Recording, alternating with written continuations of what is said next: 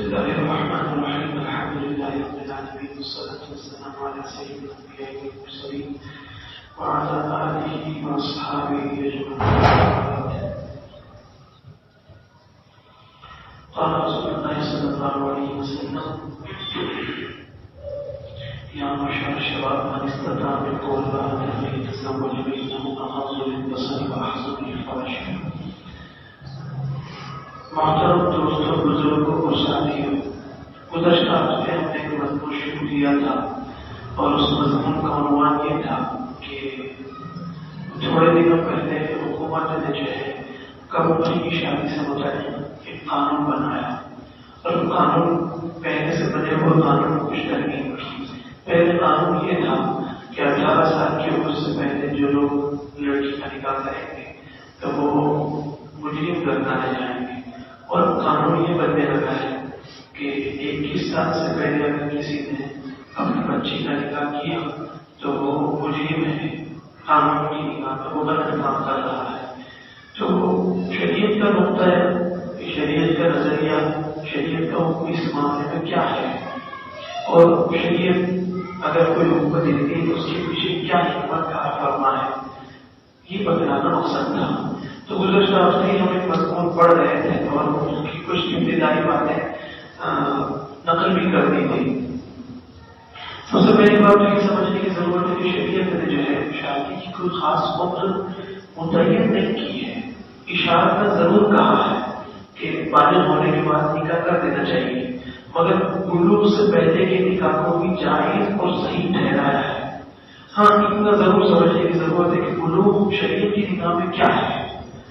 تو ہماری تمام کتابوں میں فقہ کی جو کتابیں ہیں، مسائل کی اور اسلامی قانون کی جو کتابیں ہیں، ان میں یہ بات صراحت اور وضاحت کے ساتھ لکھی ہوئی ہے کہ بلوغ جو ہے وہ لڑکی کے لیے ماہواری کھانا ہے.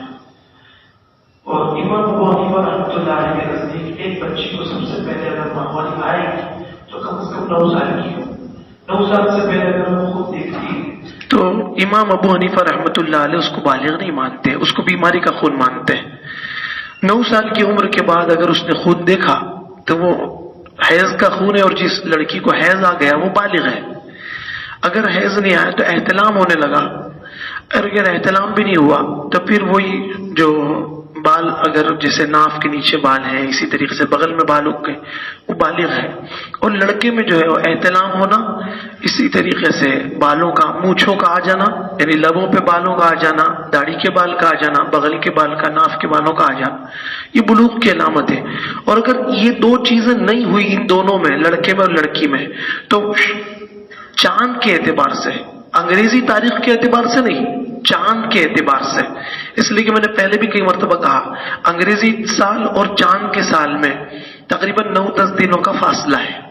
یعنی چاند کے اعتبار سے سال 354 یا 55 دن کا ہوتا ہے، اور انگریزی کے اعتبار سے 365 دن کا ہوتا ہے. تو ہر سال میں 10 دن کم ہوتے جائیں گے. اسی لیے چاند کے اعتبار سے جو لڑکا اور جو لڑکی 15 سال مکمل کر لے، شریعت کی نگاہ میں وہ بالغ ہے، شریعت کی نکاح میں وہ بالغ ہے.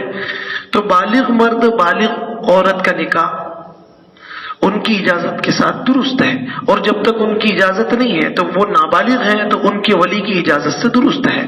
تو نابالغ کا مطلب یہ ہے کہ جو 15 سال سے کم ہو شریعت کی نگاہ میں، یا پھر وہ علامتوں سے پہلے. اگر وہ علامتوں سے پہلے نکاح کر دیا جائے تب بھی ان کے اولیاء کی اجازت سے وہ نکاح منعقد ہو جاتا ہے. اب ہم مضمون پڑھتے ہیں.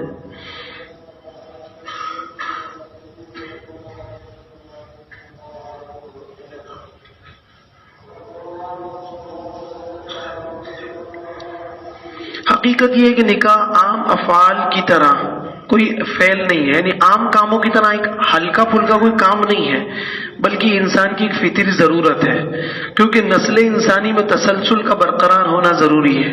نسل جب ہی چلے گی جب مرد اور عورت کا ملاپ ہوگا. اور یہ بھی ایک حقیقت ہے کہ مرد کے باپ بننے اور عورت کے ماں بننے کی حقیقی صلاحیت کے لحاظ سے بچوں کی پیدائش کی شرح بہت کم ہوتی ہے. اس لیے کہ سارے کے سارے جوڑوں کو اولاد نصیب ہو جائے ضروری نہیں ہے. اور اس پیدائش کا ذریعہ اللہ تعالیٰ نے ماں باپ کو بنایا ہے۔ نکاح سے گریز کا رجحان کا نتیجہ یہ ہے کہ بعض نسلیں اپنا وجود کھو چکی ہیں۔ میں نے پہلے بھی کہا تھا کہ جو ہے وہ پارسی جو ہے وہ بالکل اپنا وجود ہی ختم کر چکے ہیں۔ 2000 کی سال میں ان کی پوری دنیا میں 2 لاکھ کی آبادی تھی۔ 2013 میں منموہن کے جانے کے وقت جو ہے باقاعدہ حکومت نے ان کے لیے یہ تجویز پاس کی تھی اور شاید ان کے لیے فنڈ بھی مختص کیا تھا کہ یہ لوگ اپنی نسل کو بڑھائیں، مگر وہ چاہتے ہی نہیں تو بڑھنے والی نہیں ہے۔ بات سمجھ رہے؟ یعنی یہ بات سرکاری سطح پر جو ہے وہ اٹھی تھی کہ ان کی نسل بڑھنی چاہیے، اس کے باوجود نسل بڑھ نہیں رہی ہے۔ اور یہ بھی ایک حقیقت ہے، مرد کے باپ بننے اور عورت کے ماں بننے کی حقیقی صلاحیت کے لحاظ سے بچوں کی پیدائش کی شرح بہت کم ہوتی ہے، اور اس پیدائش کا ذریعہ اللہ نے ماں باپ کو بنایا ہے۔ نکاح سے گریز کا رجحان کا نتیجہ یہ ہے کہ بعض نسلیں اپنے وجود کو کھونے کے قریب ہیں۔ متعدد مغربی ممالک میں صورتحال یہ ہے کہ تارکین وطن کی آبادی مقامی آبادی سے بڑھ چکی ہے، یعنی جو دوسرے ملک سے جا کے وہاں بسے ہیں ان کی آبادی بڑھ گئی ہے، اور وہ خود جو لوکل پبلک ہے وہ کم ہوتی جا رہی ہے۔ اگر صحیح عمر میں نکاح ہو تو نسلی سلسلے کے برقرار رہنے کے امکانات زیادہ ہوں گے، یعنی صحیح وقت جو انسان کی فطرت کا تقاضا ہے اس کے مطابق اگر نکاح ہوگا تو نسل بڑھنے کے امکانات زیادہ ہیں۔ نکاح کا دوسرا مقصد عفت اور عصمت کی حفاظت ہے۔ یہ بھی دیکھ لیں آپ، اگر نیٹ پر بھی سرچ کریں گے تو نفسیاتی پہلو سے جن لوگوں نے اس میں بحث کی ان کا بھی یہ کہنا ہے کہ اگر صحیح وقت پر نکاح نہیں ہوگا اور ایک لمبا وقت تجرد میں تنہائی میں زندگی گزار لینے کے بعد بڑی عمر میں لڑکا اور لڑکی یا مرد اور عورت کا نکاح اگر ہوتا ہے، اس کے بعد ان کی ازدواجی زندگی میں تلخیاں رہتی ہیں، جو ہے وہ ان کے اندر مودت اور محبت پیدا نہیں ہوتی۔ اس کی سب سے بڑی وجہ یہ ہے کہ ایک تو یہ کہ انہوں نے تنہا زندگی گزارنے کی ایک عادت بنا لی ہے، دوسری جو سب سے بڑی چیز ہے ان کے اندر انا اتنی مضبوط ہو جاتی ہے کہ وہ ایک دوسرے کے ساتھ سمجھوتا نہیں کر پاتے ہیں، تیسری چیز دونوں کی ترجیحات میں اتنا فرق ہو جاتا ہے کہ مرد کوئی اور چیز پسند کرتا ہے، عورت کوئی اور چیز پسند کرتی ہے، اور جب دونوں کی ترجیحات میں بہت زیادہ فاصلہ ہوتا ہے تو وہ ایک چھت کے نیچے زندگی نہیں گزار پاتے۔ اور یہ غیر مسلموں کا کہنا ہے، مسلمان تو پہلے سے ہی مانتا ہے کہ نکاح جتنا جلدی ہو، جتنا جلدی ممکن ہو فوراً کر دیا جائے، اسی سے عفت اور عصمت باقی ہے۔ اور اگر عفت اور عصمت کی جو ہے وہ جو لفظ مغرب کے اندر تو بالکل یہ ناپید ہو چکا ہے، اگر ہم اپنے معاشرے سے ختم کرنا چاہتے ہیں نعوذ باللہ تو پھر اس رجحان کو بڑھاوا دیں گے کہ نکاح کے لیے بہت اپنے پیروں پر کھڑے ہونا اور تعلیمی سلسلے کو برقرار رکھنا اور تعلیمی اعتبار سے ایک ڈگری حاصل ہو جانے کے بعد پھر اس کا نکاح کیا جائے، یہ تمام جو خیالات ہیں وہ خالصتاً مغربی خیال ہیں۔ نکاح کا دوسرا مقصد عفت اور عصمت کی حفاظت ہے۔ اللہ تعالیٰ نے نکاح کے پہلے مقصد کو پورا کرنے کے لیے انسان کے اندر اپنی صنف مخالف، صنف کا مطلب ایک جنس ہے کہ بھئی ایک مرد ہے تو اس کو عورت کی طرف، عورت کو مرد کی طرف رجحان رہتا ہے، صنف مخالف کی طرف غیر معمولی میلان رکھ دیا ہے۔ اگر انسان کی اس جذبے کی تکمیل کا قانونی راستے سے نہ ہو تو آدمی غیر قانونی راستہ اختیار کرنے لگتا ہے، اور یہ ہے، اس میں تو کوئی دو رائے ہے ہی نہیں۔ اس سے معاشرے میں گندگی پھیلتی ہے، اور پھیلی ہوئی ہے، پھیلتی نہیں بلکہ پھیلی ہوئی ہے، بے حیائی جنم لیتی ہے اور اخلاق کے لباس تار تار ہونے لگتے ہیں۔ اس پر زیادہ بولنے کی ضرورت نہیں، اس کے بارے میں آپ مجھ سے زیادہ واقف ہیں۔ بالغ ہونے کے ساتھ ہی انسان کا یہ فطری جذبہ بیدار ہونے لگتا ہے، جیسے ہی انسان کے اندر، بلکہ اسی لیے شریعت کا قاعدہ یہ ہے کہ مراہق سے بھی پردہ کرنا ہے، بالغ ہونے کے ساتھ نہیں، بالغ ہونے کے بعد نہیں، بلکہ بالغ ہونے سے پہلے۔ مراہق کا لفظ اس کے لیے بولا جاتا ہے جو بالغ ہوا نہیں ہے، لڑکا بالغ ہونے کے قریب ہے، شریعت نے کہا اس لڑکے سے بھی پردہ کروایا جائے جو مرد عورت کے فرق کو بہت اچھی طریقے سے جانتا ہے اور اس کے اندر دلچسپی آ گئی عورت کے معاملے میں، اس سے پردہ کرنا چاہیے غیر محرم عورت کو۔ بالغ ہونے کے ساتھ ہی انسان کا یہ فطری جذبہ بیدار ہونے لگتا ہے، نکاح کے ذریعے قانونی راستہ فراہم ہو جاتا ہے اور انسان اپنے آپ کو غیر قانونی راستے سے محفوظ کر لیتا ہے۔ اسی لیے قرآن مجید میں شادی شدہ شخص کے لیے محسن کا لفظ استعمال کیا، میم بڑی ہا سین نہیں، صاد اور نون، محسن، ایک ہے احسان سے محسن، یعنی الف ہا سین الف نون، اس کا مطلب تو اچھا کام کرنا، اچھا سلوک کرنا، نیکی کرنا. محسن کے معنی اچھا سلوک کرنے والا. یہ صاد سے محسن ہے جو قلعے بند کے معنی میں ہے. اس لیے جہاں آپ اسلامی سزاؤں کا تذکرہ اور اسلامی سزاؤں کا جو باب پڑھیں گے اس کے اندر محسن کا لفظ ہے، یعنی شادی شدہ مرد نے یا شادی شدہ عورت نے جو ہے اگر بدکاری کی تو پھر اس کو رجم کی سزا دیں گے، یعنی سنسار کرنے کی سزا دی جائے گی. اور غیر شادی شدہ کے لیے غیر محسنہ کا لفظ ہے، یعنی جو بندہ قلعے میں محفوظ تھا اور اس نے قلعہ توڑ دیا، جس کے لیے جائز راستہ مہیا ہے اس کے باوجود وہ ناجائز راستے پر گیا، اس کے لیے کیا سزا ہے. تو یہاں محسن کا لفظ یعنی قلعہ بند ہے ایک بندہ، یعنی اس کے پاس صحیح طریقے سے اپنی ضرورت پوری کرنے کا راستہ ہے، اور وہ بندہ اگر صحیح طریقے پر اپنی ضرورت نہیں پوری کرتا. قرآن مجید میں شادی شدہ شخص کے لیے محسن کا لفظ استعمال کیا، جس کے اصل معنی قلعہ بند کے ہیں، یعنی جو شخص نکاح کر لیتا ہے گویا وہ اپنے آپ کو عفت اور عصمت کے قلعے میں محفوظ کر لیتا ہے.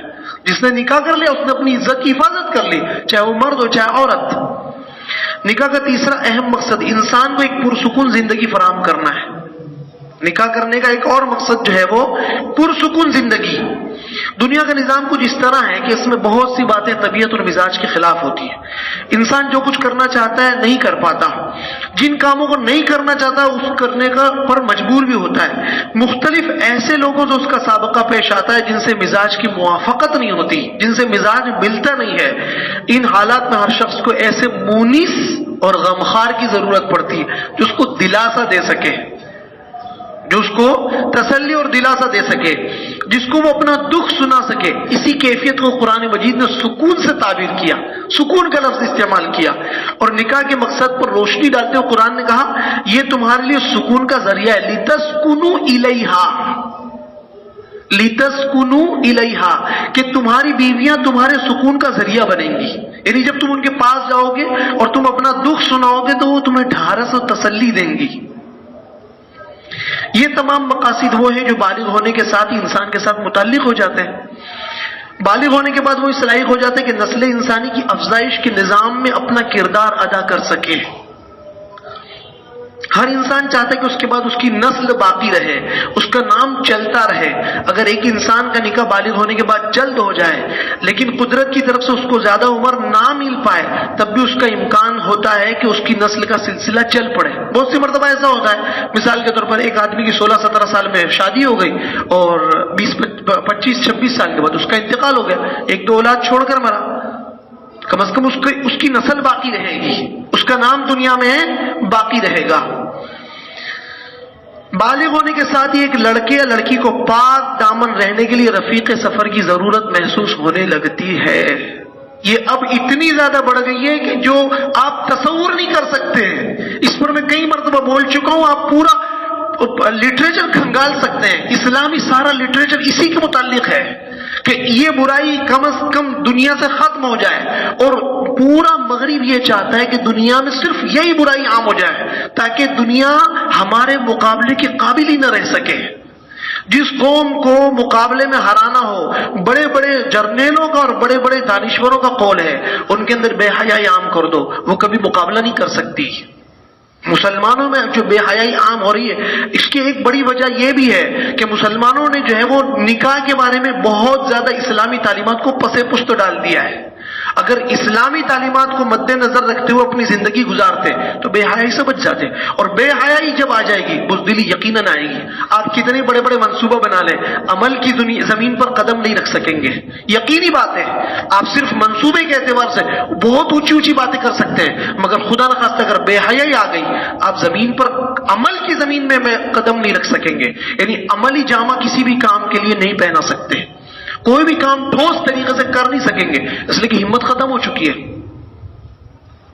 ہمت ختم ہو چکی ہے. لوگ 50 فلانی چیز کی وجہ سے ہم پیچھے ہیں، فلانی چیز کی وجہ سے، مگر جو بنیادی چیز ہے نا وہ دین ہے، اور دین کے بہت سارے احکام ہیں، بہت سارے احکام جس کو بلا جھجک ہم چھوڑ چکے ہیں اور چھوڑ رہے ہیں. اور آپ یہ سمجھ لیجئے کہ ہمیشہ دنیا میں کسی بھی قوم کی ترقی ہوئی ہے تو وہ اصول اور ضابطے کے خلاف کبھی نہیں ہوئی. آپ یہ سمجھ لیجئے کہ وہ لوگ جو ٹیکنالوجی میں آگے ہیں تو انہوں نے تعلیم ضرور حاصل کی ہے، مگر اس کے ساتھ ساتھ وہ آج اپنی بے حیائی کی وجہ سے پیچھے بھی جا رہے ہیں.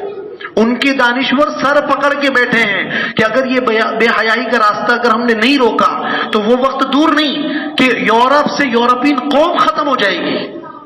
یقیناً یہ بات ان کے دل اور دماغ میں بسی ہوئی ہے، مگر وہ پیچھے ہٹنا چاہتے ہیں، ہٹ نہیں پا رہے ہیں. خدا نخواستہ اگر مسلمان بھی یہی سوچ رہے ہیں کہ بے حیائی میں ان سے ہم آگے نکل جائیں، نکل تو جائیں گے مگر دنیا میں وہ ہمیشہ کے لیے برباد رہیں گے، اور ترقی جس کے وہ خواب دیکھ رہے ہیں بس وہ خواب ہی رہے گی، کبھی شرمندہ تعبیر نہیں ہو سکتی. اس لیے دین پر عمل کیے بغیر کبھی بھی مسلمان کامیاب نہیں ہوگا، کبھی بھی نہیں کامیاب ہوگا. اور دینی احکام میں سے ایک زبردست حکم جو ہے وہ وقت پر نکاح. وقت پر نکاح. ایک لڑکے یا لڑکی کو پاک دامن رہنے کے لیے رفیق سفر کی ضرورت محسوس ہونے لگتی ہے. بعض دفعہ جوان ہوتے ہی مرد کو اکثر، اور اب تعلیم حاصل کرنے کی وجہ سے بعض لڑکیوں کو بھی گھر کی ذمہ داری سنبھالنی پڑتی ہے، اور اس میں اس کی زندگی ٹینشن اور تناؤ کا شکار ہونے لگتی ہے، جس کی وجہ سے اس کو سکون کی ضرورت ہوتی ہے. غرض یہ کہ نکاح کے تینوں مقاصد انسان سے بالغ ہونے کے ساتھ ہی متعلق ہو جاتے ہیں. اسی لیے شریعت میں افضل طریقہ یہ ہے کہ بالغ ہونے کے بعد جب بھی نکاح کی ضرورت محسوس کریں نکاح کر لیں، خواہ تاخیر نہ کی جائے. اس لیے نکاح کو اتنا آسان، نکاح کے لیے بہت لمبے چوڑے بکھیرے کی بالکل ضرورت نہیں محسوس کی، بلکہ اس پر زیادہ سے زیادہ زور دیا ہے کہ نہ زیادہ لوگوں کو جمع کیا جائے، نہ زیادہ خرچ کیا جائے.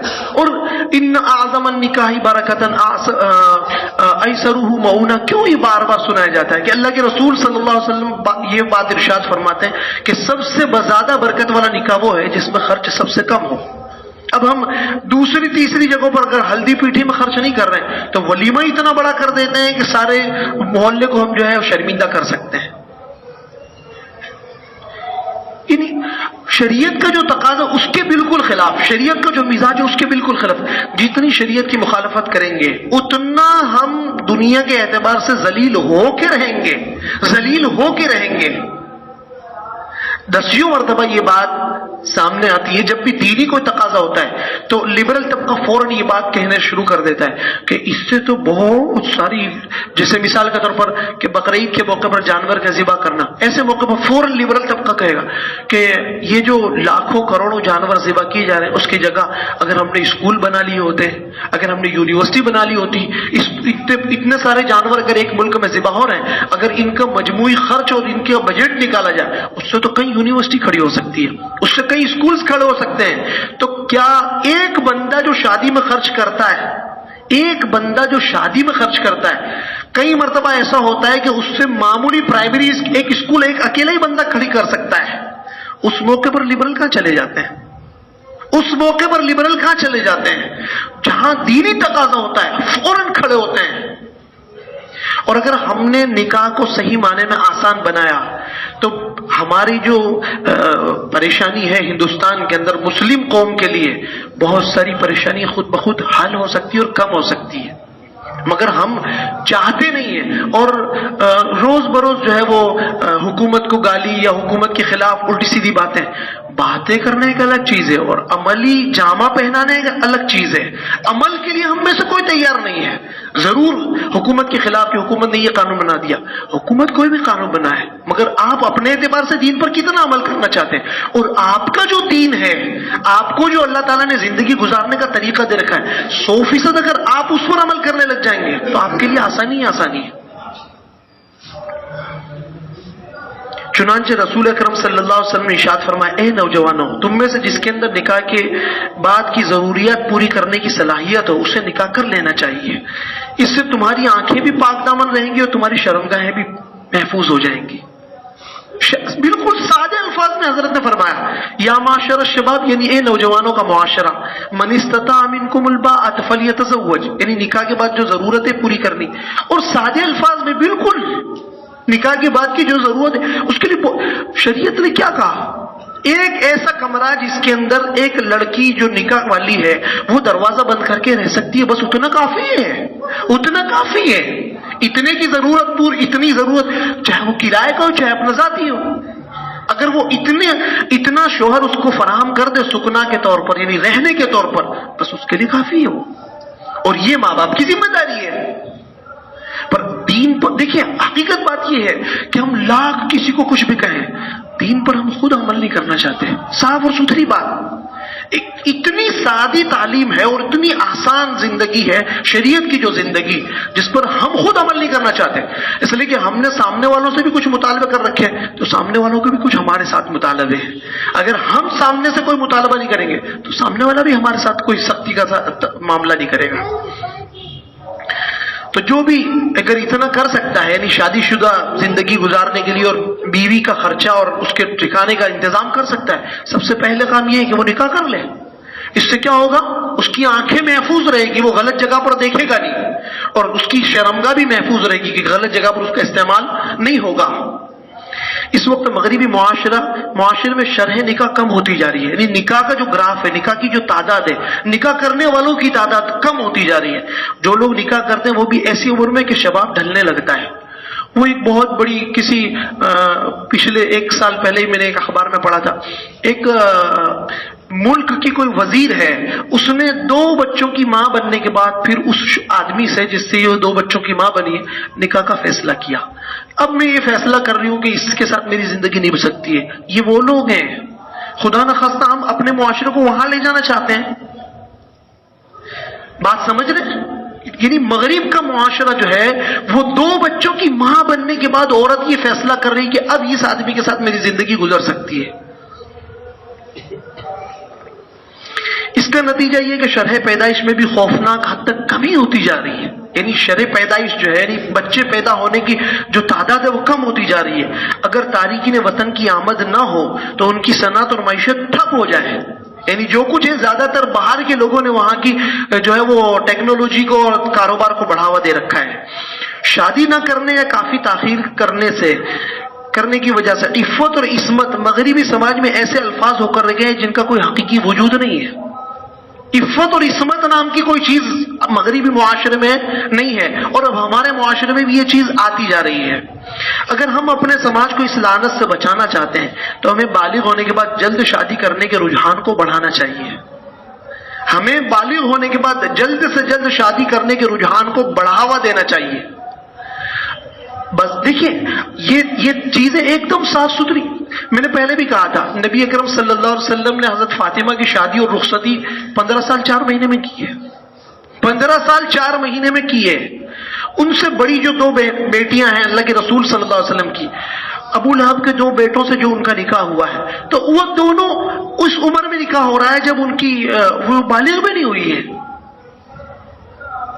اور حضرت عائشہ رضی اللہ تعالی عنہا کی شادی متفق علیہ مسئلہ ہے، متفق علیہ، پوری اہل سنت والجماعت کے نزدیک کہ 6 سال کی عمر میں نکاح اور 9 سال کی عمر میں رخصتی ہوئی ہے۔ اس کے خلاف کہنے والے لوگ گمراہ ہیں، اس کے خلاف لکھنے اور بولنے والے لوگ گمراہ ہیں، اور 18 سال کی عمر میں وہ بیوہ ہوئی ہیں۔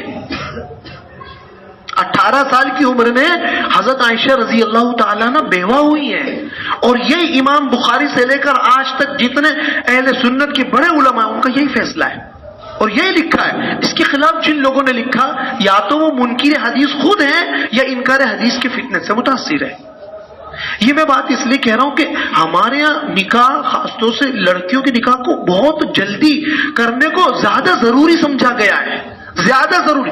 ہاں اتنا ضرور ہے کہ مغرب سے متاثر ہونے کی وجہ سے ہم کو یہ باتیں، یہ جو احکام اسلام کی جو احکام بہت کٹھن معلوم ہوتے ہیں۔ حقیقت بات یہ ہے کہ ہم مغرب سے انتہائی متاثر ہیں۔ انتہائی متاثر ہونے کی وجہ سے ہم نے اپنی بچیوں کی عمریں 25، 30 کرنا شروع کر دی ہے، اور وہ طالب ڈگری کی وجہ سے وہ موڑ پر آ جاتی ہیں کہ پھر اب ان کا جو ہے وہ شباب کے جو خاص دن ہیں جس میں ان کی امنگیں، جذبات صحیح طریقے سے پورے ہونے چاہیے تھے، وہ پورے نہیں ہو رہے۔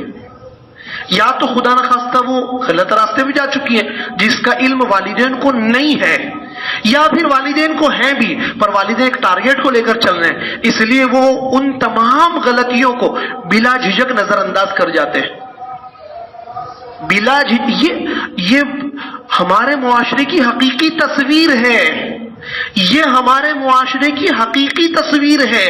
اور ہاں اتنا ضرور یاد رکھیے کہ اللہ کے رسول صلی اللہ علیہ وسلم نے یہ بات ارشاد فرما دی کہ جو لڑکا اور جو لڑکی نکاح نہ ہونے کی وجہ سے کوئی گناہ کرتے ہیں، یعنی ان کے والد اور والدہ نے یا والدین نے نکاح میں رکاوٹ ڈال دیا، نکاح نہیں کروایا، اور وہ نکاح والا گناہ کرتے ہیں یعنی زنا کرتے ہیں یا زنا سے متعلق کوئی فعل کرتے ہیں، تو اس گناہ میں جیسے وہ لوگ گنہگار ہو رہے ہیں، ان کے ماں اور باپ بھی گنہگار ہو رہے ہیں، ان کے ماں اور باپ بھی گنہگار ہو رہے ہیں. یہ میں بات اس لیے کہہ رہا ہوں، بہت سی مرتبہ ہم نماز پڑھ کے یہ سمجھ لیتے میں بہت بڑا دیندار ہوں، زکوٰۃ کے 2-4 روپے دے کر یہ سمجھتے ہیں کہ میں بہت بڑا دیندار ہوں. اس معاملے میں اگر ہم نے اسلام کی تعلیم کو پس پشت ڈال دیا، پوری قوم اس کا زبردست نتیجہ بھگتے گی. ہم میں سے معاشرہ، قوم، یہ افراد سے ہی تو بنتی ہے، اور کیسے بنتے ہیں؟ اور زیادہ تر لوگ یہ کہ میرے فلانے بھائی نے میرے اپنی بچی کو ڈگری دلوائی، میں بغیر ڈگری کے نہیں، میں تو اب کسی بھی صورت میں اس کو ڈگری دلوا کے رہوں گا، اور جب تک ڈگری نہیں مل جاتی وہاں تک اس کی نکاح کی بات نہیں کروں گا. اب وہ بچی کیا کر رہی ہے کچھ نہیں پتا، جن کا کوئی حقیقی وجود نہیں ہے. اگر ہم اپنے سماج کو اس لعنت سے بچانا چاہتے ہیں تو ہمیں بالغ ہونے کے بعد جلد شادی کرنے کے رجحان کو بڑھانا چاہیے، ورنہ یہی مفاسد ہمارے یہاں بھی آ پہنچیں گے. لیکن عجیب بات یہ کہ ایک طرف ہمارے ملک میں 18 سال سے کم اور اب 21 سال سے کم عمر لڑکی کی شادی نہیں ہو سکتی. اگر شادی ہوئی تو لڑکا اور لڑکی کے والد دونوں مجرم قرار پاتے ہیں. دوسری طرف 16 سال یا اس سے زیادہ عمر کی لڑکی سے جبر و اکراہ کے بغیر جنسی تعلق قائم کیا جائے تو وہ جرم نہیں ہے. میں نے پہلے بھی کہا تھا کہ اگر 16 سال کی بچی ہو گئی ہے، اگر وہ اپنی مرضی سے کتنا بھی غلط کرنا چاہے اس کو کوئی روک نہیں سکتا. گویا 16 سال کی عمر کی لڑکی زنا کا ارتکاب تو کر سکتی ہے لیکن نکاح نہیں کر سکتی. اگر نکاح کرے تو یہ جرم ہوگا. غور کیا جائے یہ کتنا غیر فطری، اخلاق کے لیے تباہ کن اور عورتوں کے ناموس سے کھیلنے والا قانون ہے.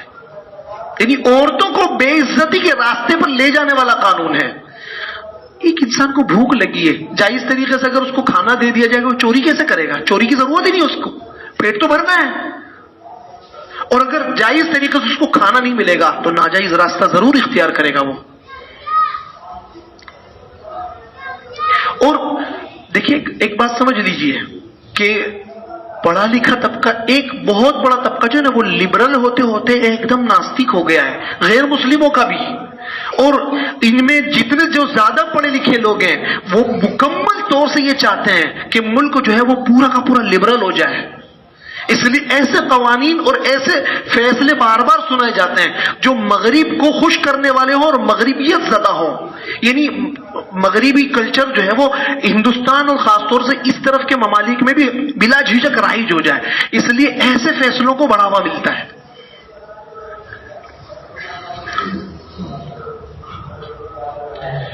جو یہ کتنا غیر فطری، اخلاق کے لیے تباہ کن، عورتوں کے ناموس سے کھیلنے والا قانون ہے جو حیا باختگی کی تو اجازت دیتا ہے لیکن جائز طریقے پر عزت اور آبرو کی حفاظت کے ساتھ فطری ضرورت پوری کرنے کی اجازت نہیں دیتا.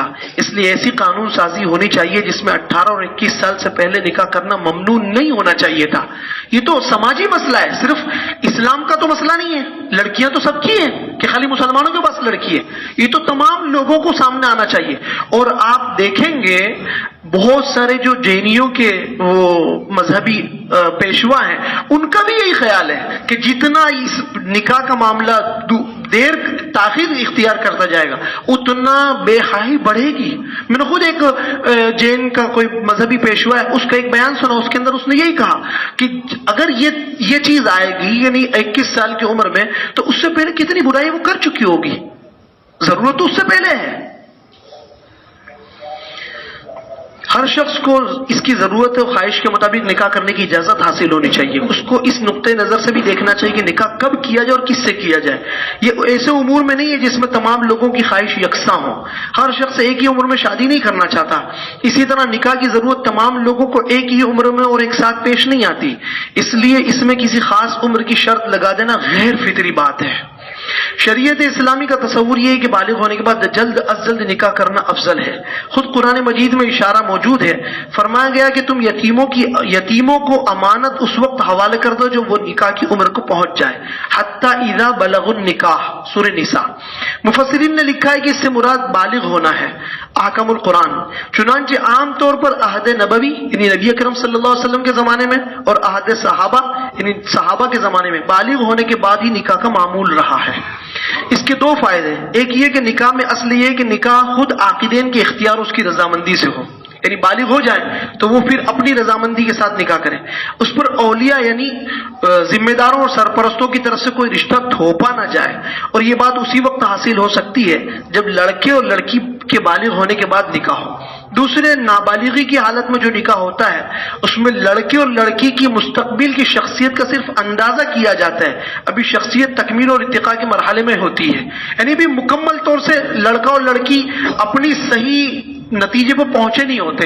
اس کی عادتیں کیا ہونے والی ہے، وہ کیا کرے گا یا کیا کرے گی، ابھی برابر بنے نہیں ہوتے. بعض اوقات ایسا بھی ہوتا ہے کہ اس وقت جو توقعات یعنی امیدیں وابستہ کی جاتی ہیں وہ بات کو نہیں پوری ہوتی. اس لیے افضل طریقہ یہی ہے کہ بالغ ہونے کے بعد نکاح ہو، اور عمر نکاح کا انتخاب کرنے میں عاقدین کی صحت کے پہلو کو بھی ملحوظ رکھا جائے، یعنی کس عمر کے لڑکے اور کس عمر کی لڑکی کے ساتھ نکاح ہونا چاہیے. لیکن یہ ضروری نہیں، اور اتنا بھی ذہن میں رہنا چاہیے کہ یہ بھی میڈیکل سائنس مانتی ہے کہ جن کا نکاح 25 کے بعد ہو رہا ہے وہ عورتیں زچگی کے لیے کمزور ہو جاتی ہے، یعنی بچہ پیدا کرنے کے قابل کم رہتی ہے. یہ میں ابھی پڑھ کر آیا ہوں تھوڑی دیر پہلے. اور 30 کے بعد تو پھر اور زچگی کے قابل نہیں رہتی، یعنی پھر اس کے بعد بچہ جننے کی قابلیت اس کے اندر کم ہوتی جاتی ہے. ہاں الا یہ کہ وہ شروع سے بچہ جن رہی ہے تو بات دوسری ہے، ورنہ اب جا کے اگر اس کو تو وہ انڈا ٹھہرتا نہیں ہے. اسلام کی نظر میں نابالغ لڑکے اور لڑکی کا نکاح بھی ولی کی وساطت سے ہو سکتا ہے، کیونکہ بعض دفعہ بچوں کا مفاد اسی میں ہوتا ہے. نابالغ لڑکے اور لڑکی کا نکاح بھی ولی کے ذریعے سے ہو سکتا ہے. یہ ذرا سننا قانونی بات ہے، صرف پڑھ کے چلا جاؤں گا. مثلاً آپ ایک ایسی لڑکی کا تصور کیجئے جس کی ماں دنیا سے رخصت ہو چکی ہے، یعنی ماں مر چکی ہے. اس کے بھائی بہن نہ ہو، یا بھائی ہو تو اپنی بہن کے ساتھ اس کا رویہ ہمدردانہ نہ ہو. رشتہ دار حضرات اس کی دولت پر نظریں گاڑے ہوئے ہوں. اندیشہ ہو کہ کسی نامناسب لڑکے سے لڑکی کا رشتہ کر کے پوری دولت پر قبضہ کر لیں گے. ان حالت میں بستر مرگ پر یعنی مرنے کے قریب اگر کوئی باپ ہے، باپ کے سامنے لڑکی کا مناسب رشتہ موجود ہے، وہ چاہتا ہے کہ اپنی لڑکی جو ابھی بالغ نہیں ہوئی اس کے حوالے کر دے، یعنی جس لڑکے کے متعلق اس کے خاندان کے متعلق اس کو یہ احساس ہے کہ یہ میرے ساتھ اچھا سلوک کریں گے اور میری بیٹی کے ساتھ اچھا سلوک کریں گے، اس کے حوالے کر دے تاکہ اس کے مفادات کا یعنی اس بچی کے جو ہے وہ فائدے اور اس کے مال کا مفادات کا تحفظ ہو. اس کی چھوڑی ہوئی دولت سے اس کی لڑکی کو محروم نہ کیا جائے. ان حالات میں مصلحت کا تقاضا مصلحت کا تقاضا کیا ہے؟ یہ کہ وہ اس لڑکی کو بے سہارا چھوڑ کر دنیا سے چلا جائے، یا یہ کہ وہ اس کے لیے کوئی غمگسار اور مددگار فراہم کر کے دنیا سے جائے. تو اگر شریعت کے مطابق اس لڑکی کو کسی کے ساتھ جو ہے وہ نکاح کر دیا جائے تو اس میں آسانی ہے. ظاہر ہے کہ ہر صاحب عقل کا جواب یہی ہوگا کہ دوسری صورت زیادہ بہتر ہے.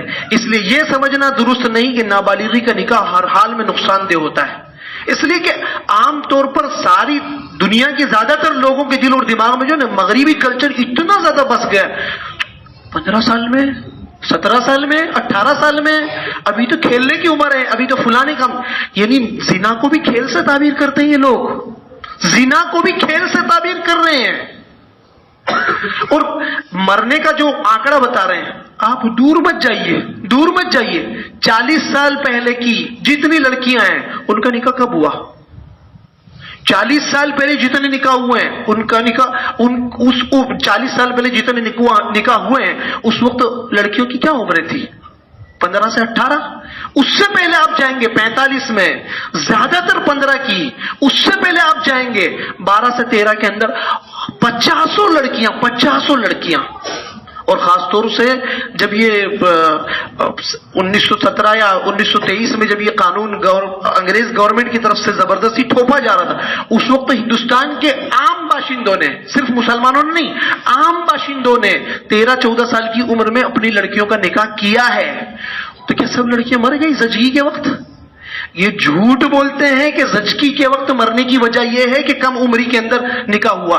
حقیقت بات یہ ہے کہ صحیح معنی میں خوراک جو ملنی چاہیے تھی وہ نہیں دیتے. خوراک نہیں دیں گے تو 80 سال کی بڑھیا بھی مرے گی، تو 40 سال کی بڑھیا بھی مرے گی. زچگی کا مسئلہ نہیں ہے، مسئلہ یہ کہ صحیح چیز نہیں ملے گی تو کوئی بھی مر سکتا ہے. بات سمجھ رہے ہیں؟ اس لیے پیچھے آپ جتنے پیچھے جائیں گے، 40 سال پہلے بہت سارے لوگوں نے اپنی بچیوں کا نکاح 13-14 سال کی عمر میں کیا، اس سے پہلے بھی یہ مسلسل 13 سے لے کر 17 کے درمیان میں لڑکیوں کا نکاح ہو ہی جاتا تھا. تو سب لڑکیاں مر چکی ہوتی، آج نسل ہی ختم ہو چکی ہوتی. کہاں ہیں؟ مری ہیں مگر زچگی کی وجہ سے نہیں مری، یا زچگی میں مری ہے تو اس وجہ سے نہیں مری کہ کم عمری میں ایسا ہو گیا. غلط بات ہے. ایبورشن کروا رہی ہے، اسقاط حمل کرواتی ہے، تب تو نہیں مرتی. یہ 16 سال کی لڑکی جب اسقاط کرواتی تب نہیں مرتی، حکومت اسقاط کروا دیتی ہے اس کا، اس وقت ذرا بھی نہیں جھجکتی. کل ملا کر پورے طور پر مغربی کلچر کو نافذ کر دینا چاہتے ہیں. اب ہمارے سامنے ہے اللہ تعالیٰ کا حکم اور جو ہے وہ دنیا داری. جس کو دنیا سے محبت ہے وہ دنیاوی قانون مانے گا، اور جس کو اللہ تعالیٰ کا حکم ماننا اور اللہ تعالیٰ کے یہاں جواب دینا وہ اللہ تعالیٰ کے قانون کو مانے گا. اللہ تعالیٰ عمل کی توفیق عطا فرمائے.